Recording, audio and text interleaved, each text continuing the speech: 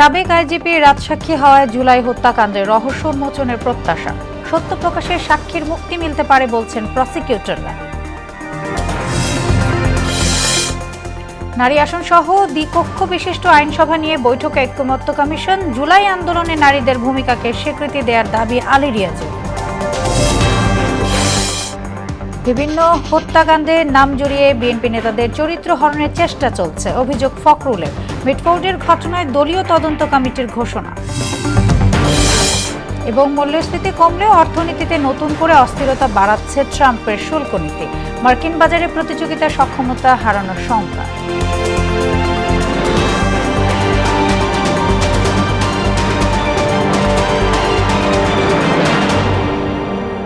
আসসালামু আলাইকুম, সবাইকে মোহনা সংবাদে স্বাগত। শুনছিলেন শিরোনাম, আর পুরোটা সংবাদ জুড়ে আছি আমি সোনিয়া ইসলাম। এবারে বিস্তারিত। সাবেক আইজিপি চৌধুরী আবদুল্লাহ আল মামুনের রাজসাক্ষী হওয়ার মাধ্যমে জুলাই আগস্ট হত্যাকাণ্ডের প্রকৃত রহস্য উন্মোচন হবে বলে প্রত্যাশা করছেন সাধারণ মানুষ। একই সঙ্গে মামুনের যতটুকু অপরাধ তার সঠিক বিচারের দাবি তাদের। এদিকে আন্তর্জাতিক অপরাধ ট্রাইব্যুনালের প্রসিকিউটর আব্দুস সাত্তার পালোয়ান বলেন, আদালতকে বিভ্রান্ত না করে সঠিক তথ্য দিলে সাবেক আইজিপির মুক্তির বিষয়ে বিবেচনা করতে পারেন বিচারকরা। তবে মিথ্যা তথ্যের ক্ষেত্রে উল্টো শাস্তি ভোগ করতে হবে। রেজা খানের রিপোর্ট।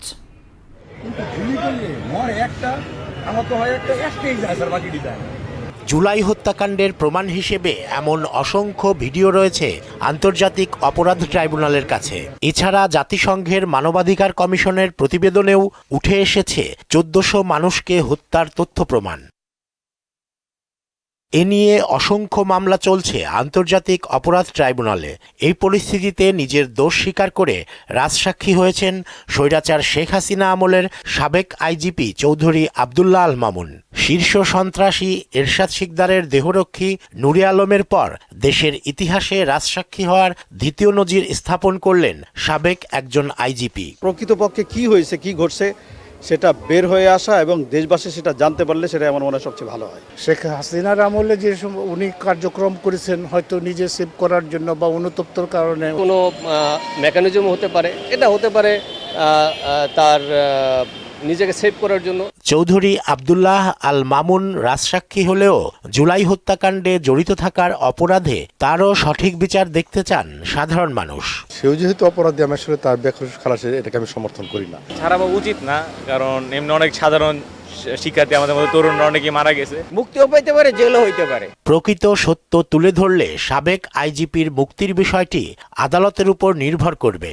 তবে তথ্য গোপন করলে কিংবা অসত্য তথ্য দিলে উল্টো মামলার মুখে পড়তে হবে বলে জানান আন্তর্জাতিক অপরাধ ট্রাইব্যুনালের প্রসিকিউটর আব্দুস সাত্তার। পুরো সাক্ষ্য প্রমাণ, তার সাক্ষ্য যখন আদালতে দিবে, সব কিছু মিলায়ে আদালত যখন দেখবে যে তিনি পূর্ণাঙ্গভাবে তার প্রকৃত ঘটনাটাকে তিনি ডিসক্লোজ করেছেন, তুলে ধরেছেন, এবং প্রসিকিউশনের যে এভিডেন্সগুলো আছে, ভিডিও, অডিও, পত্রিকার নিউজ, ইনভেস্টিগেশন রিপোর্ট, এগুলোর সাথে কোরাবোরেট করেছে, এগুলোর সাথে সামঞ্জস্য আছে, তখন আদালত চাইলে তাকে অ্যাকুইটাল দিতে পারবে। রাজসাক্ষী হওয়া মানেই আসামি জামিন পেয়ে যাবেন এমন ধারণা ঠিক নয়। তবে নিরাপত্তাজনিত কারণে রাজসাক্ষীকে অন্য আসামি থেকে আলাদা রাখা হয় বলে জানান এই প্রসিকিউটর। যতদিন না মামলাটা নিষ্পত্তি হবে ততদিন পর্যন্ত তিনি কারাগারে থাকবে, অন্য আসামিদের কাছ থেকে তিনি সেপারেট থাকবেন। রেজা খান, মোহনা সংবাদ, ঢাকা। তাদের বিরুদ্ধে ফ্যাসিবাদ বিরোধী আন্দোলনে নারীদের ভূমিকাকে স্বীকৃতি দেয়া সকল রাজনৈতিক দলের দায়িত্ব বলে মন্তব্য করেছেন ঐকমত্য কমিশনের সহসভাপতি অধ্যাপক আলী রিয়াজ। নারীকে প্রাতিষ্ঠানিকভাবে মর্যাদার জায়গায় প্রতিষ্ঠিত করার ক্ষেত্রে ঐক্যমতে পৌঁছানো সম্ভব বলেও মনে করেন তিনি। রাজধানীর ফরেন সার্ভিস একাডেমিতে রাজনৈতিক দলগুলোর সঙ্গে সংসদে নারী আসন ও দ্বিকক্ষ বিশিষ্ট পার্লামেন্ট নিয়ে বৈঠকের সূচনা বক্তব্যে এসব কথা বলেন আলী রিয়াজ। অপমান করা হয়েছিল, অবমাননা করা হয়েছিল ছাত্রদেরকে, শিক্ষার্থীদেরকে, নারীদেরকে, তার বিরুদ্ধে তারা যে প্রতিবাদ এবং প্রতিরোধ রচনা করেছিলেন, সেটি ফ্যাসিবাদ বিরোধী আন্দোলনকে বেগবান করেছিল, পরিবর্তনের দিকে নিয়ে গিয়েছিল। জুলাই সংস্কৃতি মন্ত্রণালয়ের পক্ষ থেকে জুলাই নারী দিবস বলে দিনটিকে চিহ্নিত করা হয়েছে। এ বিষয়ে আরো জানাতে ফরেন সার্ভিস একাডেমি থেকে যুক্ত হচ্ছেন সহকর্মী মাহবুব হাসান রিপন। নারী আসন ও দ্বিকক্ষ বিশিষ্ট পার্লামেন্ট ইস্যুতে এখন পর্যন্ত রাজনৈতিক দলের বক্তব্য পেয়েছেন কিনা জানাবেন।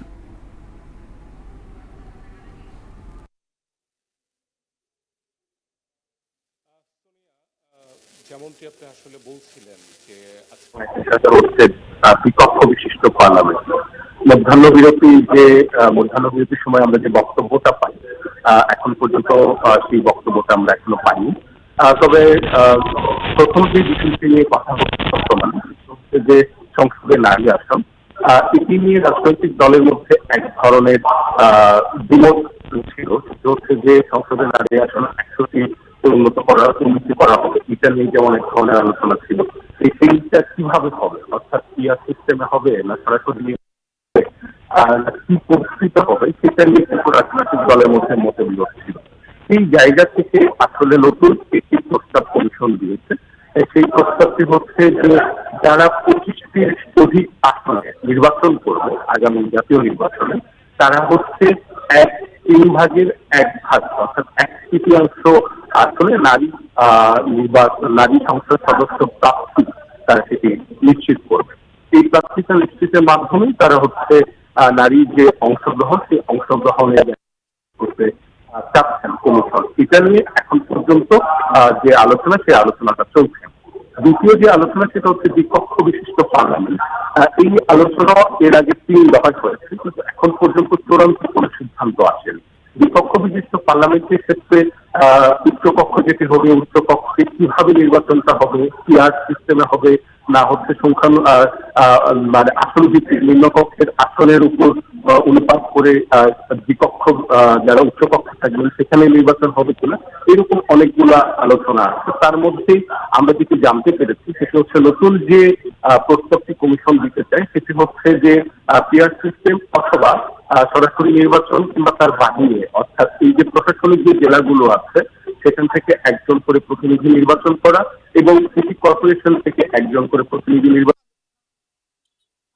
মাধ্যমে হতে পারে। এই অনুপাতে উচ্চকক্ষে যে নির্বাচনটি, উচ্চকক্ষে যে আসনটি আছে সেটা নিশ্চিত করার একটা চেষ্টা হতে পারে। এই দুটি বিষয় নিয়ে রাজনৈতিক দলগুলোর মধ্যে যথেষ্ট মতবিরোধ আছে।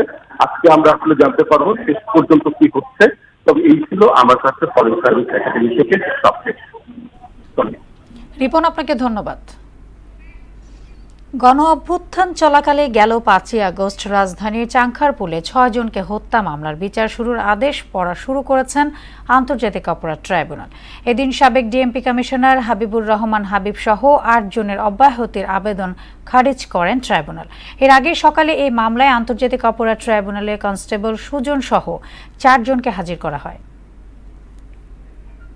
দর্শক, এ বিষয়ে আরও জানাতে আন্তর্জাতিক অপরাধ ট্রাইব্যুনাল থেকে যুক্ত হচ্ছেন সহকর্মী এসিও সেলিম।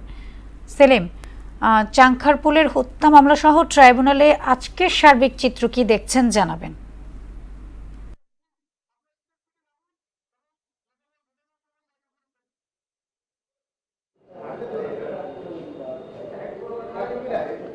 সোনি, আপনি যেমনটি বলছিলেন যে আজকে আন্তর্জাতিক অপরাধ ট্রাইব্যুনাল 1 সকালে গত 5 আগস্ট চাংখারপুলে শহীদ আনাস সহ যে 6 জনকে গুলি করে হত্যা করা হয়েছে, সেই 6 জনের মামলাটি আজকে যে 4 আসামি, কনস্টেবল সুজন সহ বাকি 4 আসামিকে আজকে হাজির করা হয়েছে। এবং একটু আগে আমরা আন্তর্জাতিক অপরাধ ট্রাইব্যুনালের 1-এর বিচারপতি গোলাম মর্তুজা মজুমদারের নেতৃত্বে যে বেঞ্চ, সেই বেঞ্চ একটু আগেই এই বিষয়ে অভিযোগ গঠন করেছেন আনুষ্ঠানিকভাবে এবং বিচার শুরুর আদেশ দিয়েছেন। এছাড়া আমরা দেখেছি যে আজকে অন্য আরও বেশ কয়েকটি মামলায় আসামিদেরকে হাজির করা হয়েছে। আপনি জানেন যে এই শহীদ আনাস সহ 6 জনকে হত্যা মামলায় 4 জন এখনও পলাতক রয়েছেন এবং সে 4 জনকে হাজির সহ তাদের পক্ষে গত সপ্তাহে কিন্তু আমরা দেখেছি যে তাদেরকে এই 6 জনকে কিন্তু তাদের অভিযোগ গঠনের আদেশ বাতিলের জন্য আবেদন করা হয়েছিল এবং রাষ্ট্রপক্ষ কিন্তু অভিযোগ গঠনের বিষয়ে তাদেরকে আদেশ চেয়েছিলেন এবং সেই প্রেক্ষিতেই কিন্তু আজকে বিচারপতি গোলাম মর্তুজা মজুমদারের নেতৃত্বাধীন বেঞ্চ অভিযোগ গঠন করে আনুষ্ঠানিকভাবে এই মামলা বিচার শুরুর নির্দেশ দিয়েছেন। এছাড়া আজকে আমরা দেখেছি ডিএমপি সাবেক কমিশনার আসাদুজ্জামান মিয়া সহ সাবেক আইজিপিকে কল্যাণপুরের একটি মামলা আজকে হাজির করা হয়েছে এবং সে বিষয়ে শুনানি হয়েছে। এছাড়াও আমরা আজকে দেখেছি যে নারায়ণগঞ্জের 7 মার্ডার মামলার আসামি মেজর সহ 3 জনকে আজকে আদালতে একটি মামলা হাজির করার জন্য আবেদন করা হয়েছে এবং তাদেরকে জিজ্ঞাসাবাদের জন্য অনুমতি চেয়েছে প্রসিকিউশন। সেই বিষয়ে আজকে ট্রাইব্যুনাল 1 আদেশ দিয়েছে এবং বলেছে যে যে কোনো সময় তাদেরকে জিজ্ঞাসাবাদ করতে পারবে ট্রাইব্যুনাল। সোনিয়া। সেলিম, আপনাকে ধন্যবাদ। দেশে সংগঠিত বিভিন্ন হত্যাকাণ্ডে নাম জড়িয়ে বিএনপির শীর্ষ নেতৃত্বের চরিত্র হরণের চেষ্টা করা হচ্ছে বলে মন্তব্য করেছেন দলটির মহাসচিব মির্জা ফখরুল ইসলাম আলমগীর। সকালে রাজধানীর গুলশানে বিএনপি চেয়ারপারসনের কার্যালয়ে সংবাদ সম্মেলনে তিনি বলেন, সরকার পরিচালনার দায়িত্বে না থাকা সত্ত্বেও বিশেষ একটি রাজনৈতিক দলের মিছিলের আয়োজন ও অশ্লীল স্লোগান প্রয়োগ আবারও দেশকে ফ্যাসিবাদের যুগে ফিরিয়ে নিয়ে যাচ্ছে কিনা সে প্রশ্ন উঠতেই পারে। মিটফোর্ডে হত্যাকাণ্ড অনুসন্ধানে বিএনপির পক্ষ থেকে তদন্ত ও তথ্য অনুসন্ধানী কমিটি গঠন করে প্রকৃত সত্য উদ্ঘাটন করে জনসমক্ষে প্রকাশ করা হবে বলেও জানান ফখরুল। পূর্ব পরিকল্পিতভাবে 9 জুলাইয়ের ঘটনা 11 জুলাই শুক্রবার জুমার নামাজের পর সবচেয়ে প্রাইম টাইমে ইন্টারনেটে ছড়ানো শুরু করা হয়েছিল। অপরাধীর জন্য কোনো অনুকম্পার সুযোগ নেই, তেমন পক্ষ অবলম্বনের প্রশ্ন উঠতে পারে না। শুধুমাত্র অভিযোগের ভিত্তিতে দলীয় পদ থেকে অপসারণের এমন দৃষ্টান্তমূলক পদক্ষেপকে স্বাগত না জানিয়ে পরিকল্পিতভাবে চরিত্র হনন দেশের গণতান্ত্রিক অভিযাত্রাকে প্রশ্নবিদ্ধ করে। গণ অভ্যুত্থানের বর্ষপূর্তি উপলক্ষে জুলাই পদযাত্রায় অংশ হিসেবে দক্ষিণবঙ্গে পটুয়াখালী ও বরগুনায় কর্মসূচি পালন করছে জাতীয় নাগরিক পার্টি এনসিপি। 14তম দিনে পটুয়াখালীর নিউ মার্কেট এলাকা থেকে পদযাত্রা শুরু করে লঞ্চঘাট, পুরানবাজার, মুকুল সিনেমা হল, বনানী পৌরসভার মোড় এলাকায় প্রদক্ষিণ করবে দলটি। বিকেলে বরগুনার নানা কর্মসূচিতে যোগ দেবে তারা। এনসিপির পদযাত্রার খবর জানাতে পটুয়াখালী থেকে যুক্ত হচ্ছেন সহকর্মী খোকন হাওলাদার। খোকন, এনসিপির কর্মসূচি ঘিরে সবশেষ কি তথ্য আছে আপনার কাছে, জানাবেন?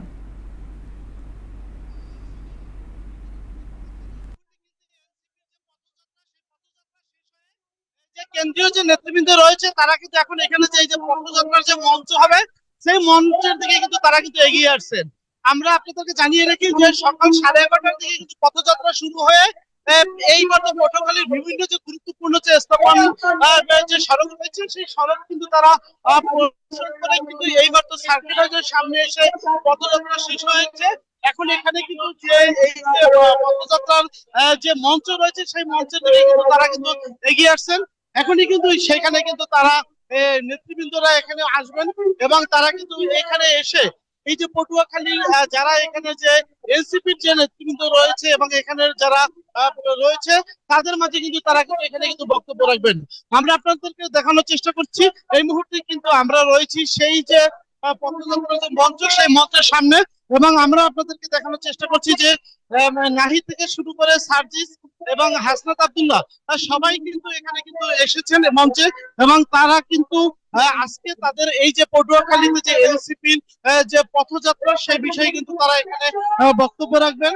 আমরা আপনাদেরকে জানিয়ে রাখি যে 20টি উপলক্ষে করে কিন্তু আমরা এখানে দেখেছি যে হাজার হাজার যে এনসিপির যে সমর্থকরা রয়েছে তারা কিন্তু এখানে এসেছে এবং তারা কিন্তু এই যে এনসিপিকে সমর্থন জানাচ্ছে এবং স্লোগানের মাধ্যমে কিন্তু তারা কিন্তু বিভিন্ন স্লোগানের মাধ্যমে তারা কিন্তু এনসিপিকে কিন্তু স্বাগতম জানাচ্ছে। আমরা দেখেছি যখন পথযাত্রা শুরু হয়েছে তখন কিন্তু তারা কিন্তু এই যে তারা বিভিন্ন কিন্তু স্লোগান দিয়ে কিন্তু করেছে। আমরা একটু নাহিদের সাথে কথা বলবো এবং তার অভিব্যক্তি একটু জানতে যাবো। আমরা একটু আপনাদের একটু দেখানোর চেষ্টা করছি এবং তার সাথে একটু আমরা একটু কথা বলার চেষ্টা করছি যে এই পটুয়াখালীতে তারা যে আসছেন এবং তাদের যে কর্মসূচি সে সম্পর্কে আমরা একটু জানার চেষ্টা করব।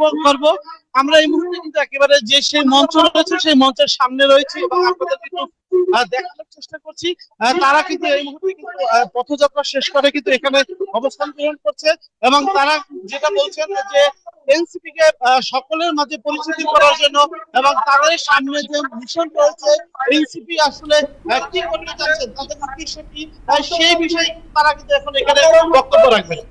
তো সোনিয়া, পটুয়াখালী থেকে এনসিপি পথযাত্রা নিয়ে এই ছিল আমার কাছে সর্বশেষ তথ্য। খোকন, আপনাকে ধন্যবাদ। দেশের অর্থনীতিতে কিছুটা স্বস্তি ফিরলেও ট্রাম্পের শুল্ক নীতি নতুন করে অস্থিরতা বাড়াচ্ছে। জুনে বাংলাদেশে মূল্যস্ফীতির হার কমে 8.48% দাঁড়িয়েছে 27 মাসের মধ্যে, যার সর্বনিম্ন। অর্থনীতিবিদরা বলছেন মূল্যস্ফীতির হার স্বস্তিদায়ক হলেও ট্রাম্পের নতুন শুল্ক আরোপ মার্কিন বাজারে প্রতিযোগিতার মুখে ফেলবে বাংলাদেশি পণ্য। মনিরুল ইসলামের বিশেষ প্রতিবেদন। নানান সীমাবদ্ধতা সত্ত্বেও মূল্যস্ফীতি কমেছে, যা 2 বছরের সর্বনিম্ন। গত মাস তো বটেই, গত বছরের এই সময় থেকেও দাম কম অধিকাংশ পণ্যের।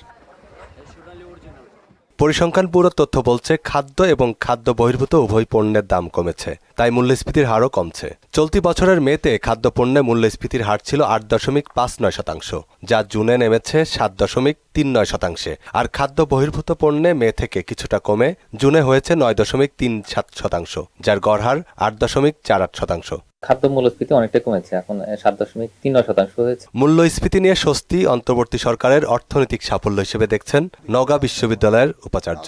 একটি পরিবারের লেবাস ব্যবহার করে সেই জায়গা থেকে আস্তে আস্তে অন্তর্বর্তীকালীন সরকারের নেতৃত্বে অর্থনীতি ঘুরে দাঁড়াচ্ছে।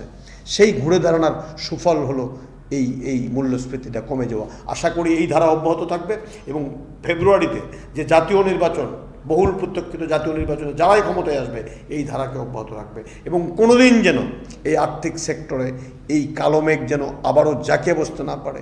বাংলাদেশি পণ্যে 35% শুল্ক আরোপ করেছে ট্রাম্প প্রশাসন। আগস্ট থেকে যা কার্যকর হবে। দেশের রপ্তানি খাতের জন্য সাম্প্রতিক সময়ের সবচেয়ে বড় ধাক্কা হিসেবে দেখা হচ্ছে শুল্ককে। ভিয়েতনাম আমাদের অনেক বড় একটা প্রতিযোগী, তারা কিন্তু শুল্ক হার অর্ধেকের চেয়ে কম করে ফেলেছে। মূল্যস্ফীতির হার নিম্ন মধ্যবিত্তদের জন্য স্বস্তিদায়ক হলেও ট্রাম্পের শুল্ক নীতি অর্থনীতিকে ভোগাবে বলে মনে করছেন অর্থনীতিবিদ মাহফুজ কবির। আমদানিকৃত পণ্যেরও কিন্তু দাম সেভাবে বাড়েনি, তো সব মিলিয়ে একটা ভালো প্রভাব পড়েছে মূল্যস্ফীতি কমানোর উপরে। তো এই সরকার যদি এইভাবে ধরে রাখতে পারে তার নীতি, তাহলে সেই ক্ষেত্রে আমি মনে করি যে মূল্যস্ফীতি আরো কমানো সম্ভব। বিশ্লেষকরা বলছেন এ ধরনের শুল্ক আরোপের ফলে বাংলাদেশের প্রধান রপ্তানি খাত, বিশেষ করে তৈরি পোশাক শিল্প মার্কিন বাজারে অবস্থান হারাতে পারে। বাংলাদেশের যে বাজার সেটা হাতছাড়া হওয়ার একটা আশঙ্কা তৈরি হবে। সুতরাং এখন বাংলাদেশের রপ্তানির স্বার্থে খুব দ্রুত একটা সিদ্ধান্ত নিয়ে আমাদের রপ্তানি খাতকে বাঁচাতে হবে। এখানে যে লক্ষ লক্ষ কর্মসংস্থান রয়েছে এবং অর্থনীতি যে এত ক্রিটিক্যালি ডিপেন্ডেন্ট এই এক্সপোর্টের উপরে, সেটা যদি নষ্ট হয় তখন কিন্তু বাংলাদেশের কিছু করার থাকবে না। তাই কাল বিলম্ব না করে দেশের স্বার্থেই মার্কিন প্রশাসনের সঙ্গে দেন দরবার করেই সমাধান করার তাগিদ দিলেন তারা। মনিরুল ইসলাম, মোহনা সংবাদ, Dhaka. Most sustainable company of the year হিসেবে স্বীকৃতি অর্জন করেছে দেশের শীর্ষস্থানীয় কনজিউমার প্রতিষ্ঠান ইউনিলিভার বাংলাদেশ লিমিটেড। একই সঙ্গে প্রতিষ্ঠানটি most sustainable FMCG company of the year পুরস্কারও অর্জন করেছে। টেকসই উন্নয়ন লক্ষ্যমাত্রা অর্জনে গুরুত্বপূর্ণ অবদান রাখায় এসডিজি ব্র্যান্ড চ্যাম্পিয়ন অ্যাওয়ার্ডস অনুষ্ঠানে এই সম্মাননা পায় প্রতিষ্ঠানটি। অনুষ্ঠানে উপস্থিত ছিলেন প্রতিষ্ঠানটির বাংলাদেশ চিফ ফিনান্সিয়াল অফিসার ও ফাইন্যান্স ডিরেক্টর জিনিয়া তানজিন হক সহ ঊর্ধ্বতন কর্মকর্তারা। এবার আন্তর্জাতিক প্রসঙ্গ। গাজায় ইসরায়েলি বর্বরতা চলছে। 24 ঘন্টায় আরও 95 ফিলিস্তিনি নিহত হয়েছে। এতে প্রাণহানি ছাড়িয়েছে 58,000। এদিকে ইউক্রেনের বিভিন্ন শহরে এক রাতে 600 ড্রোন সহ একাধিক মিসাইল হামলা চালিয়েছে রাশিয়া। এতে 6 জনের মৃত্যু হয়েছে। অন্যদিকে সিরিয়ার দ্রুজ শহরে স্থানীয় সশস্ত্র গোষ্ঠী ও ক্ষুদ্র জাতিগোষ্ঠীর মধ্যে সংঘর্ষে অন্তত 30 জন নিহত হয়েছে। বিস্তারিত কাজী শাহরিনের ডেস্ক রিপোর্টে। গাজায় দিন দিন বাড়ছে ইসরায়েলি আগ্রাসন। রোববার উপত্যকাটির জনবহুল বাজার ও একটি পানি সংগ্রহ কেন্দ্র সহ বিভিন্ন স্থানে হামলা চালিয়ে কমপক্ষে 95 জন ফিলিস্তিনিকে হত্যা করেছে নেতানিয়াহু সেনারা, যার মধ্যে অর্ধেকের বেশি নারী ও শিশু। এদিকে মধ্য গাজার নুসেইরাত শরণার্থী শিবিরের একটি পানি সংগ্রহস্থলে অন্তত 10 জন নিহত হয়েছে। আল জাজিরার তথ্যমতে শিশুরা পানি সংগ্রহের লাইনে দাঁড়ানো অবস্থায় ক্ষেপণাস্ত্র হামলা করে ইসরায়েলি সেনারা। গাজার স্বাস্থ্য মন্ত্রণালয় জানিয়েছে 21 মাসের লাগাতার ইসরায়েলি তাণ্ডবে প্রাণহানি ছাড়িয়েছে 58,000। এদিকে গাজায় যুদ্ধবিরতি নিয়ে দোহায় আলোচনা বন্ধ থাকলেও আশার কথা শোনালেন মার্কিন প্রেসিডেন্ট ডোনাল্ড ট্রাম্প। বলেন, গাজায় ইসরায়েলি সংঘাত নিয়ে আলোচনা চলছে, আগামী সপ্তাহে অগ্রগতি হবে। অন্যদিকে সিরিয়ার দ্রুজ অধ্যাসিত শহর সুইদাতে স্থানীয় সশস্ত্র সংগঠন ও ক্ষুদ্র জাতিগোষ্ঠীর মধ্যে ব্যাপক সংঘর্ষ হয়েছে। এতে অন্তত ৩০ জন নিহত এবং ১০০ জন আহত হয়েছে বলে জানিয়েছে সিরিয়ার স্বরাষ্ট্র মন্ত্রণালয়। ওদিকে ক্রমেই উত্তেজনা বাড়ছে ইউক্রেন রাশিয়ার মাঝে। ইউক্রেনের বিভিন্ন শহরে এক রাতে ৬০০রও বেশি ড্রোন ও ২৬টি ক্রুজ ক্ষেপণাস্ত্র হামলা চালিয়েছে রুশ বাহিনী। এতে কমপক্ষে ৬ জন নিহত হয়েছে বলে দাবি করেন প্রেসিডেন্ট জেলেনস্কি। আর ইউক্রেনের প্রতিরক্ষা বিভাগের দাবি অধিকাংশ রুশ ড্রোন ও মিসাইল প্রতিহত করা গেছে। এদিকে ইউক্রেনের দনেস্ক অঞ্চলের মাইরন গ্রাম দখলের দাবি করেছে রুশ প্রতিরক্ষা মন্ত্রণালয়। এলাকাটি নিপ্রোপেত্রোভস্ক সীমান্তে অবস্থিত। কাজী শাহরিন, মোহনা সংবাদ। এবার খেলার খবর, ফুটবল। পিএসজি স্বপ্নভঙ্গ করে ফিফা ক্লাব বিশ্বকাপের শেষ হাসিটা হেসেছে চেলসি। নিউ জার্সিতে প্যারিসীয়দের ৩-০ গোলে হারায় ব্লুরা। ফলে বিশ্বসেরার ট্রফিটি আর পাওয়া হলো না প্যারিসীয় ক্লাবটির।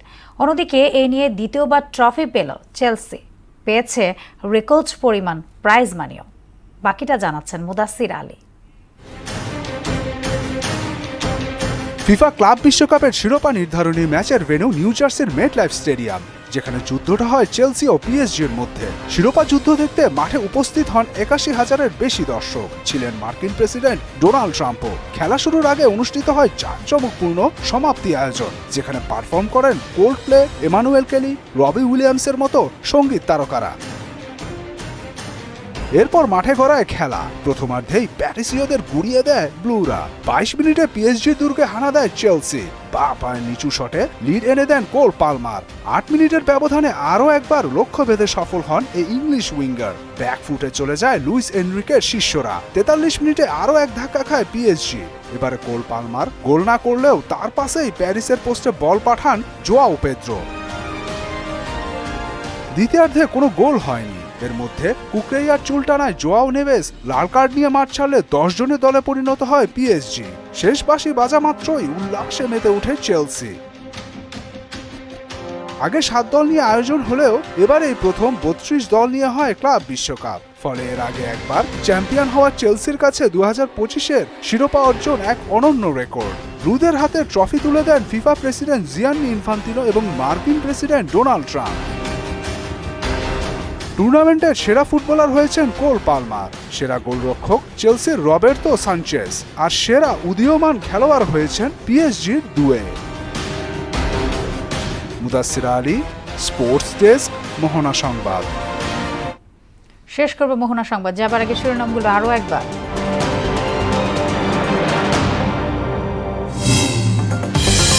সাবেক আইজিপি রাজসাক্ষী হওয়ায় জুলাই হত্যাকাণ্ডের রহস্য উন্মোচনের প্রত্যাশা। সত্য প্রকাশে সাক্ষীর মুক্তি মিলতে পারে বলছেন প্রসিকিউটররা। নারী আসন সহ দ্বিকক্ষ বিশিষ্ট আইনসভা নিয়ে বৈঠক ঐক্যমত্য কমিশন। জুলাই আন্দোলনে নারীদের ভূমিকাকে স্বীকৃতি দেওয়ার দাবি আলী রিয়াজের। বিভিন্ন হত্যাকাণ্ডের নাম জড়িয়ে বিএনপি নেতাদের চরিত্র হরণের চেষ্টা চলছে বলছেন, অভিযোগ করলেন মির্জা ফখরুল। মিটফোর্ডের ঘটনায় দলীয় তদন্ত কমিটির ঘোষণা। এবং মূল্যস্ফীতি কমলে অর্থনীতিতে নতুন করে অস্থিরতা বাড়াচ্ছে ট্রাম্পের শুল্ক নীতি। মার্কিন বাজারে প্রতিযোগিতার সক্ষমতা হারানোর শঙ্কা।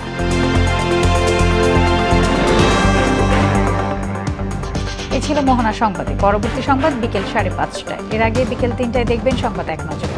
মোহনার সবশেষ খবর জানতে ভিজিট করুন www.mona.tv। সংবাদ দেখতে পারেন ফেসবুক, ইউটিউবে। এতক্ষণ সঙ্গে থাকার জন্য ধন্যবাদ সকলকে।